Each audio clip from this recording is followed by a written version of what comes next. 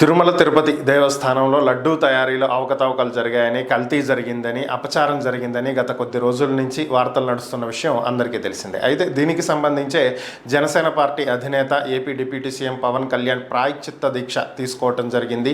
ప్రాయశ్చిత్త దీక్ష 3వ రోజున ఆయన విజయవాడలోని కనకదుర్గమ్మ అమ్మవారి దర్శనం చేసుకోవటం జరిగింది.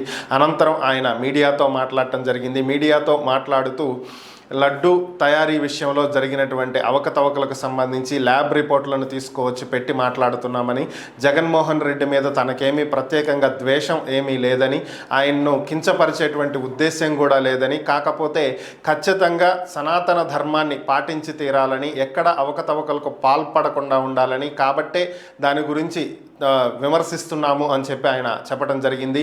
దీంతో పాటుగా సనాతన ధర్మాన్ని కాపాడటం కోసం తాను చచ్చిపోవటానికి కూడా సిద్ధంగా ఉన్నాను అని చెప్పి పవన్ కళ్యాణ్ వ్యాఖ్యానించడం జరిగింది.